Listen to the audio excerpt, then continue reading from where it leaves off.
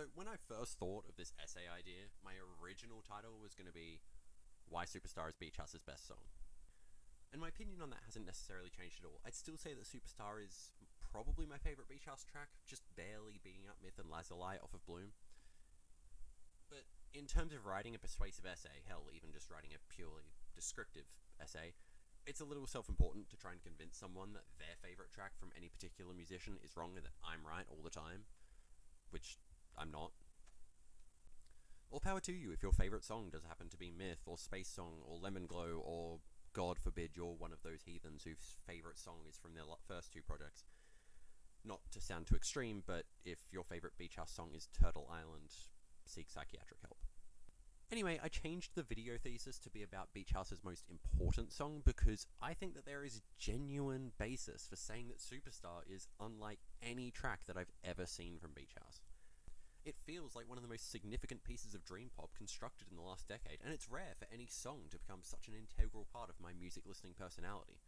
But before I deconstruct why exactly I find Superstar to be so incredible, let's take a little stroll through the rest of the Beach House discography and examine what exactly made them the dream pop superstars that they are today. Beach House are a dream pop duo consisting of vocalist Victoria Legrand and guitarist Alex Scally, who met in 2004 through the connection in the Baltimore indie rock scene. Throughout the last 19 years, they've established themselves as one of the most influential groups in the modern dream pop scene, through more mainstream success akin to that of the Cocteau Twins decades earlier.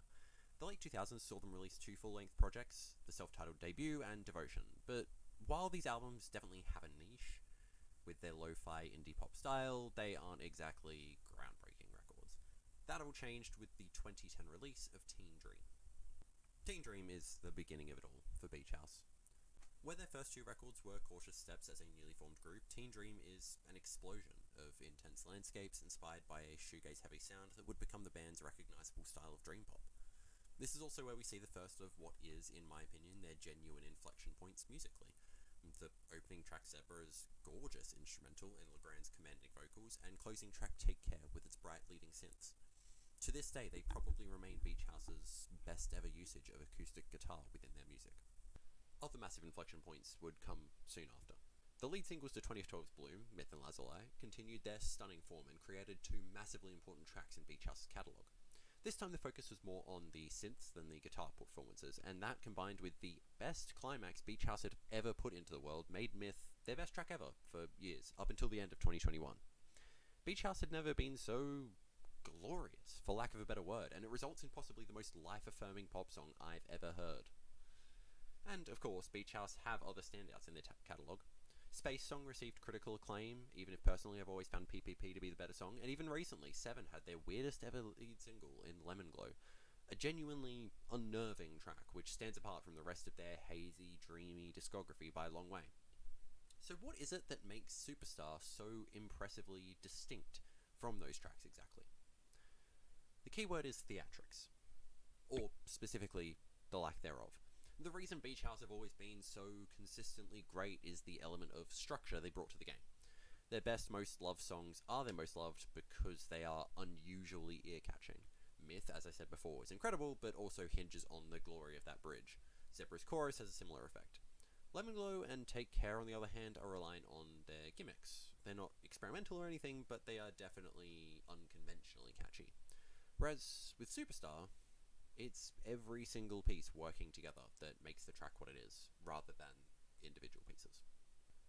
Superstar begins with these chopped up vocals harmonizing over one another to set the tone. Very effectively, I might add. And then the instrumental just hits. The perfectly simple combination of drums and guitar to start the track, evoking a sense of deep calm from the listener, because that's what the track is meant to be.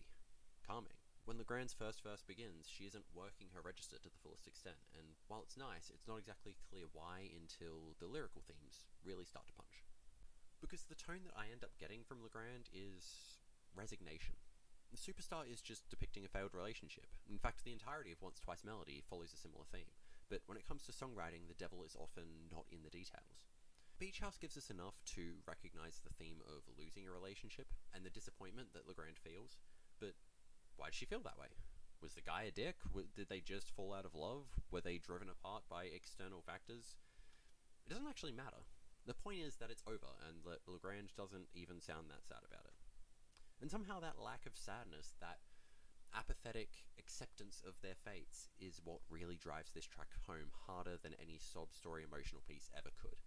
It hits harder because it doesn't bemoan what's lost, but acknowledges that there were good times and that the relationship had a real significant impact on her, but it's over now, and she's moving on.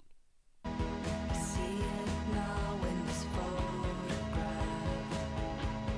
Something good,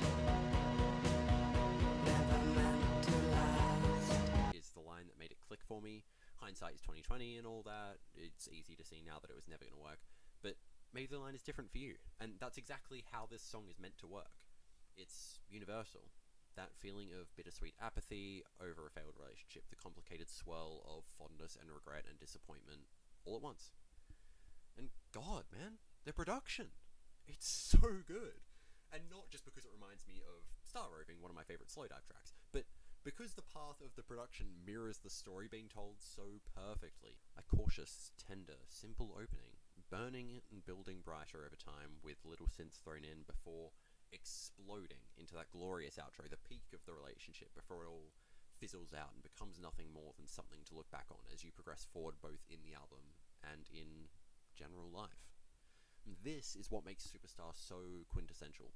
A complete connection between the instrumental and lyrical aspects of the track, magnifying the emotionality of the track by tenfold. Songwriting that anyone can connect with because it's the emotion we've all experienced, but just never quite put our finger on. That personal moment right before acceptance. Superstar is an experience first and a song second, unlike any track of theirs, and it stands as their most emotionally significant piece to date.